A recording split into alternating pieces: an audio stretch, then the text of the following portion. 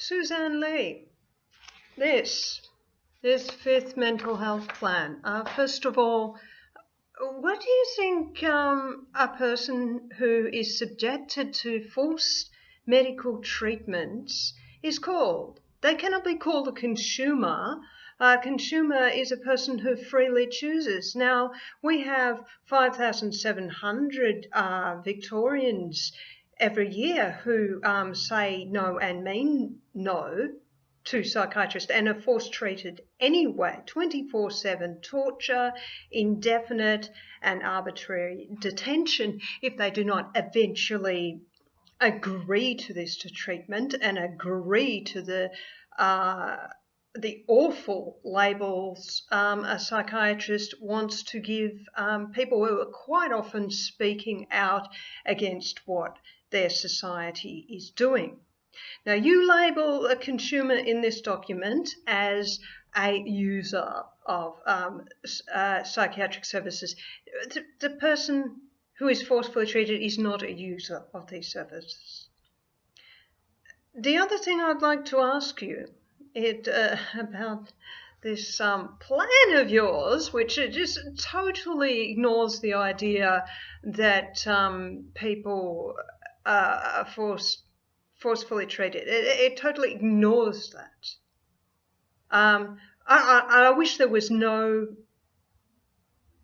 this wasn't happening at all. I wish that the signed and ratified UNCRPD was not then retracted and taken back to 2008, where there was some sort of objection to the idea of giving people human rights. So when are you going to not deny that there are so many people being forcefully treated by psychiatry in this country who do not want this treatment, who are harmed rather than helped? This 5th mental health plan thing is a total denial of that. And it's an idea that you want to take and expand into rural areas where, you say you're going to consult with the First Nations people in the rural areas. You say that. I doubt it. I doubt you'll do it any more than you're doing it in the city. I mean, First Nations people try and do a conference with psychiatrists, and the psychiatrists walk out. I mean, this is in the city of Melbourne. This is what happens here. Is it going to be any different in the country? Is it going to be any different in remote areas?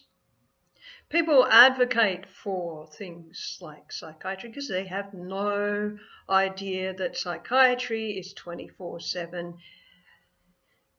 torture that is indefinite and arbitrary detention. They don't realise these things are forced. They don't realise neuroleptics are painful.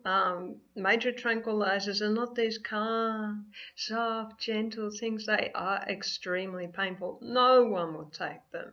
You ask a street drug dealer, they will not take neuroleptics voluntarily.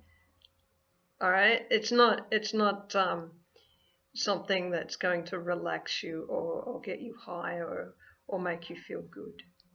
It's not a painkiller, it's actually a pain inducer, and it shuts down your ability to think, communicate, walk, dance, hold a job. And it does permanent damage as well. I don't understand how this country, Australia, and many other countries, has for 208 years been able to sit by while psychiatrists perpetuate their abuse on the population. In Australia particularly, it's very good at silencing the population. So they'll take your jobs away. If you speak, you're politically active at all, they will call, oh, we don't do politics here. And what's that you did on the internet? Oh. So, yeah, you can lose your job. That's one small thing. And they do like to get people, you know, survivors who have somehow been able to get out of the system to be little psychiatrist pets. So they bring them along to talks and that as specimens. Now, it won't always be of the psychiatric of psychiatrists, but it'll be a psychiatrist's you know, rehabilitation program that is connected to that. And you can't say that most of these all the mental health system programs at the moment, they're connected with psychiatry. This $60 billion taxpayer industry per year. That's how much the government spends on these white coats who say, oh yeah, we're gonna fix things, we're gonna fix things. It's sort of like somebody saying they're gonna fix the race, or they're gonna fix up a cat, you know. And the terms that are used, things like nip it in the bud. Well, if you nip something in the bud, if you nip a person in the bud, no, look, if you do that to a plant, it's not going to flower and fruit. And is that really what you want to do to a human being? You want that person to be shut down and shut up? I don't think anyone deserves to be an enslaved human laboratory specimen. No one. No one deserves that. So no matter what you're going to say, oh, you know, oh, this person did this, that, and that, or maybe they're all, and you say that, you know, all these people who are put through regular hospitalisation because they hear voices or see visions, and that's apparently something really wrong with you. I mean, what the hell? That's a artistic thing to do. If you can't visualize, if you can't see things in characters, for one, if you can't visualize, you're not going to be a creative artist. While you may be able to do copyist style art, you're not going to be a creative artist. If you cannot think in characters, you cannot do things like write plays or novels, or even really think about different points of view. You'd be a very narrow sort of point of view type of person if you don't think in characters. Voices, visions, that's really what they are. And if you think in other senses as well, there's that as well. It's being astute about your surroundings. And I guess the more a person gets isolated from their community, and quite often people who get put through psychiatry get more and more isolated because they get bullied, and then they get further bullied by the psychiatric system and tortured, so that they look scarred and beaten up, and like nobody wants to have much to do with them, because that type of abuse inflicted on them is seen in a very derogatory way, which it is the drug affecting their body. And but a psychiatrist will sometimes convince people that this is symptoms of their disease. It's just no, it's not, because once you go off the tablets or the injection, if you're lucky enough to convince them to stop it, these symptoms go away. And if you have good supports in your life, then you can sort of work out the huge, outrageous stuff that you've been through. And if you meet some people that are activists, then you can get that expression out without being totally and constantly condemned by your society. So I think I'm not much into the idea of therapy. I have studied art therapy and some things like that. And yes, it's, you know, much nicer, gentler sort of form of working things through. And, you know, sometimes you do need to untangle things. But here's the thing, I like everything to be on a, you know, sort of even keel basis. And when somebody needs to protest what their society is doing, that should never be shut down and shut off. And that should never, ever be looked upon as their problem. Because it is not their problem. The silencing of people who have been put through outrageous government abuse. Because this is psychiatry, this is government abuse. There's a Sussan Ley who wrote, well, she put her name to this document, so she's the health minister.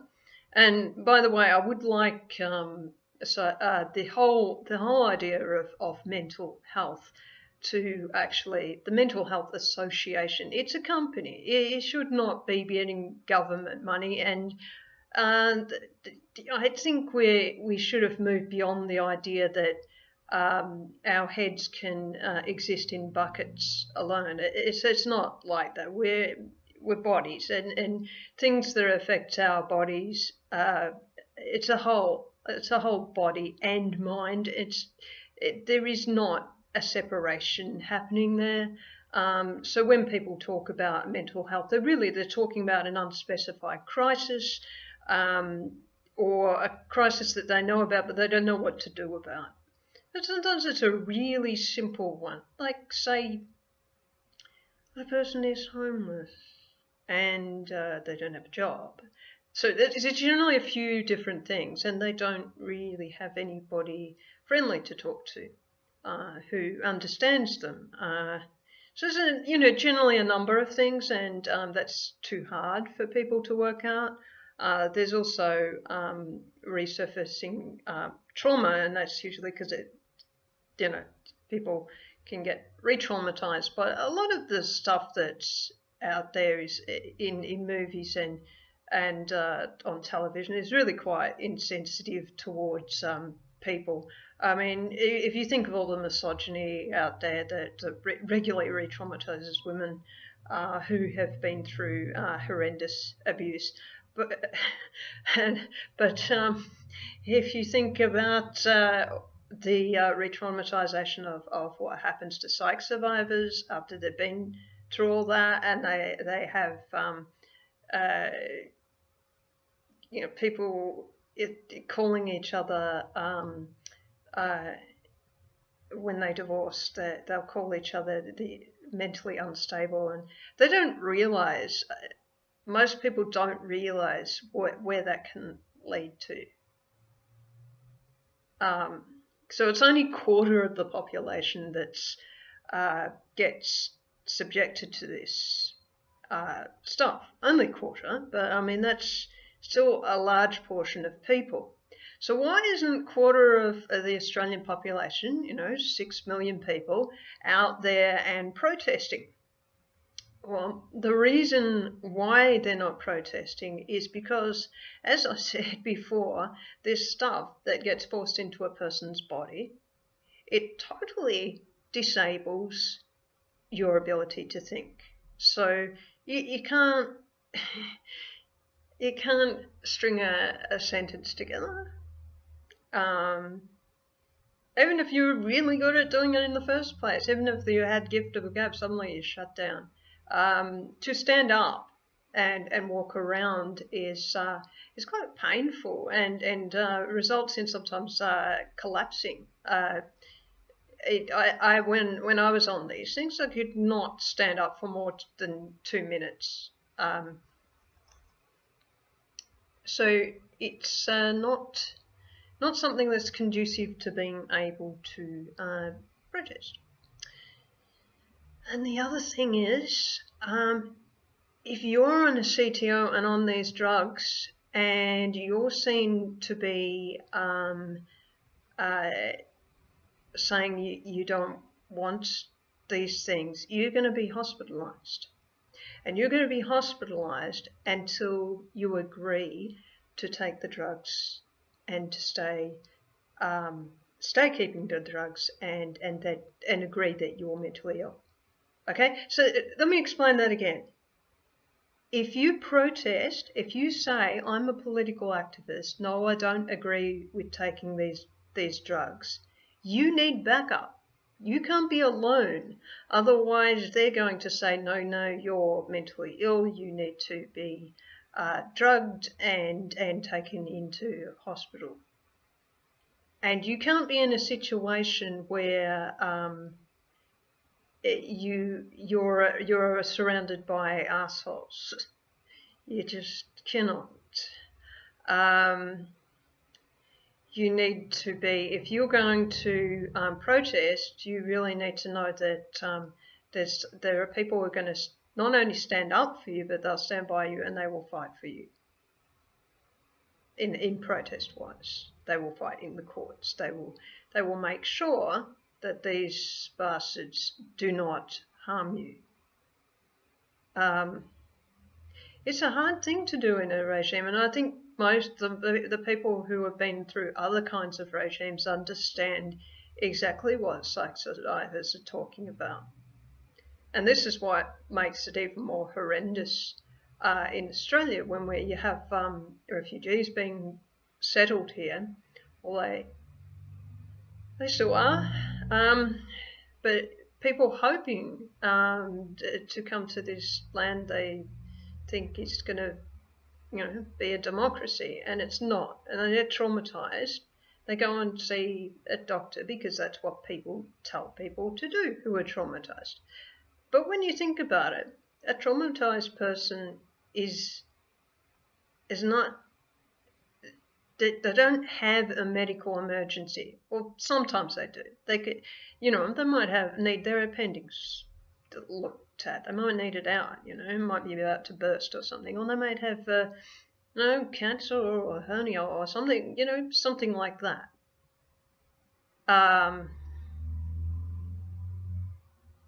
They might have a medical emergency, or they might have an allergy. If they've got an allergy, doctors are not very helpful with that one.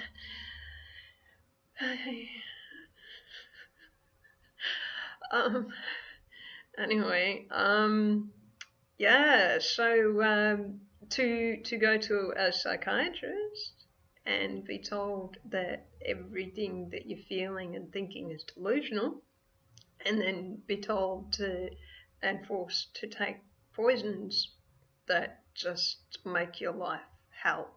They make your life so bad that things like suicide become an option where they were never an option before, and because it's like there's no escape from it. It's 24/7 indefinite torture. You don't know how to get away from psychiatrists. Now, this doesn't work for everybody, but some people have been able to get away from psychiatrists by doing what is called playing the game. Playing the game means, as I said before, agreeing to everything they say, and just saying things like, well, yes, this medication's really good, but you got to know how to act, you got to substitute the medication with something else, or and maybe if you're on tablets and you can avoid taking the whole lot, you just take a tiny little bit of it and then you look them in the eye and you say, yeah, I've taken it.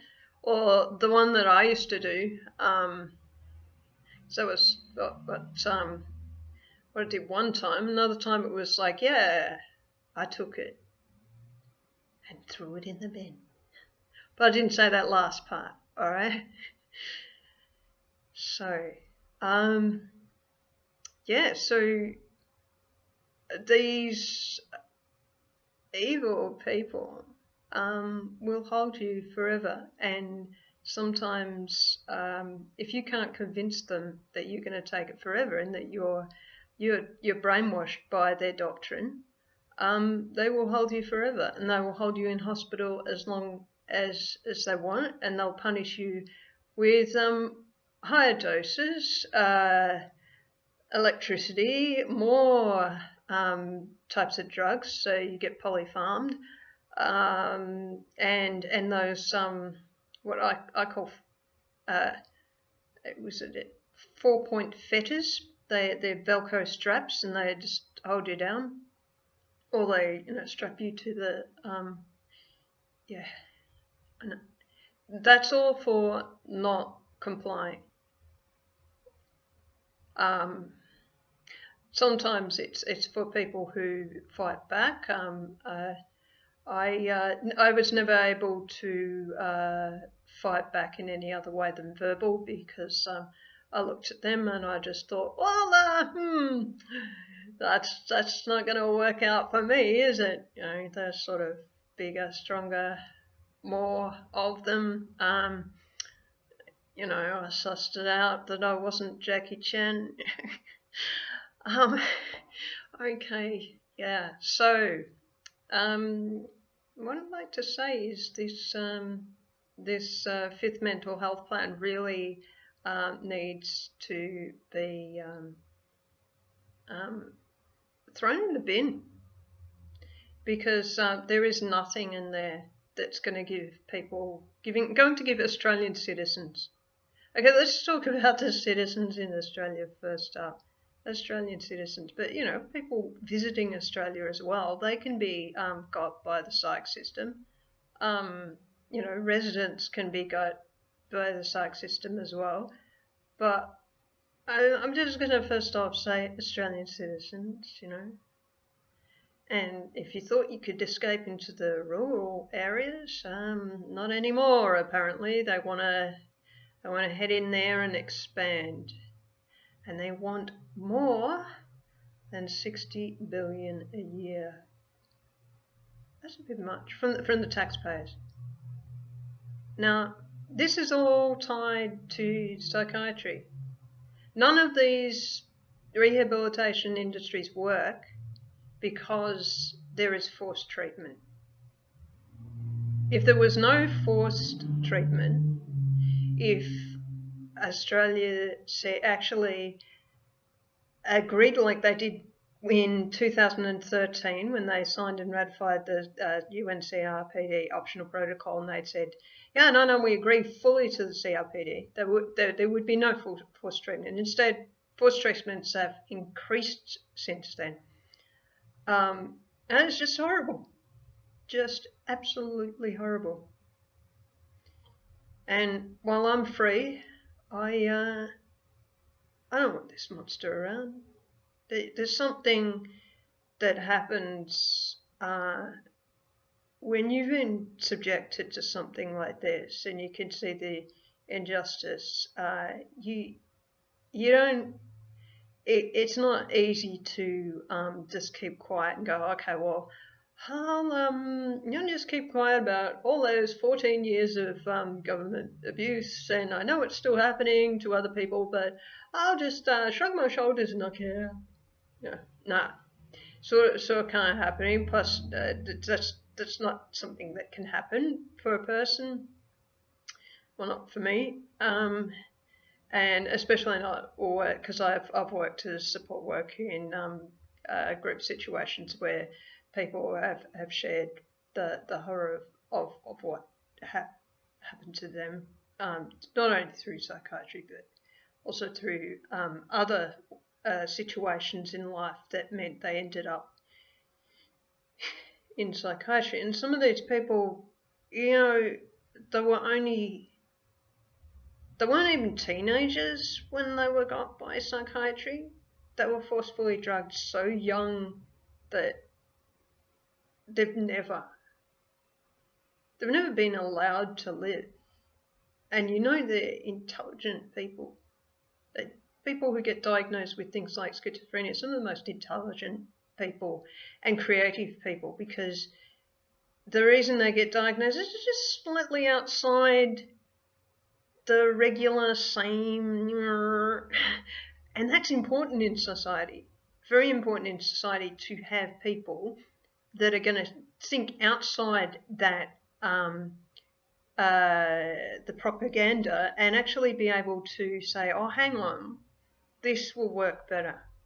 Let's try this. Let's try this, or let's try this. So we can actually develop, industry. It feeds into all sorts of things, and that's why Australia is going down the tube, because it has abused its population. I'm wondering, it's abused its not only abused its population, but it has silenced its population. And people will see these people, and they'll see them, and they'll say, "Oh, well, they're fat, they're well fed, and they're twitching because they have a disease." No, these people are swollen from the chemical toxins in their body, and they're twitching because of the chemical toxins in their body that mainstream Australia and all the television stations, radio stations say nothing about. They keep absolutely silent on this, and these people are condemned, and they're not. If they were, starving to death, people will be like, "Oh, that's horrible. What's that country doing to those people?" Maybe, unless they vilified those people so much that even that didn't matter. But it's slowly poisoning people to death. That's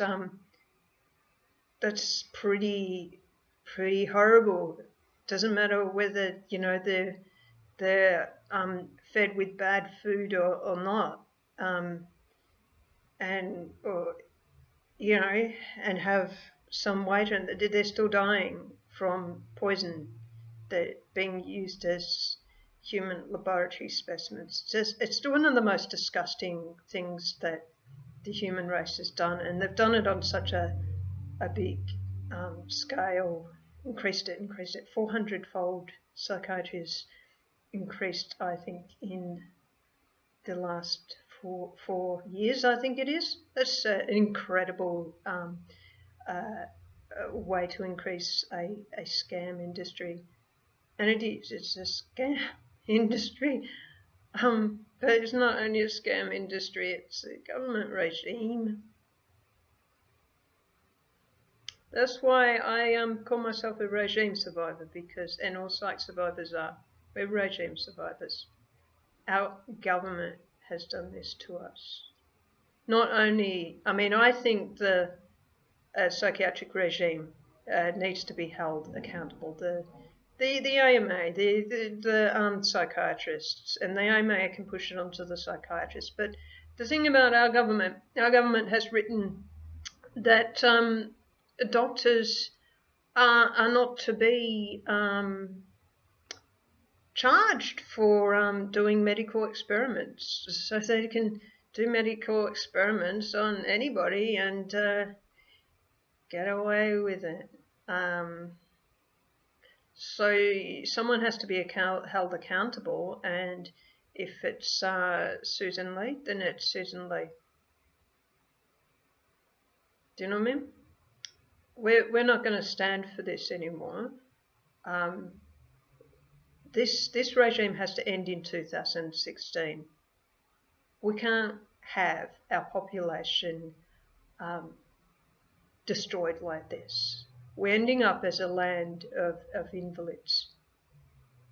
And sure, the white coats are making money out of it, and sure, okay, the Labor government is happy because, there are a lot of industry and commerce, including nurses and caseworkers and so forth, and all the admin. So there's a lot of union funds tied up in psychiatric regime. Sure, but at some point you can't just keep saluting the monster, when people are speaking out. It's just not something that can perpetuate. You got a company that's ongoing, perpetuating, cannot be fixed, cannot be changed, and has done so much wrong over the years that's pretty obvious when you look back and you go, oh yeah, that awful man who would give people brain injury and called it a lobotomy and declared it a cure and won a Nobel Prize for it. Oh yeah, that was a psychiatrist, wasn't it? Oh yeah, and they said it was all good at the time, and they did that to a whole lot of people. And where's the compensation? Where's the apology? Where's the compensation for the insulin shock? Where's the compensation and apology for the people currently being abused? Or, oh, no, of course not. It's too big to be able to compensate all these people, isn't it? But the point is, it has to stop. Or what? What do you think is going to happen, Sussan Ley, if this doesn't stop? At what point is it going to stop, and who is going to be held accountable?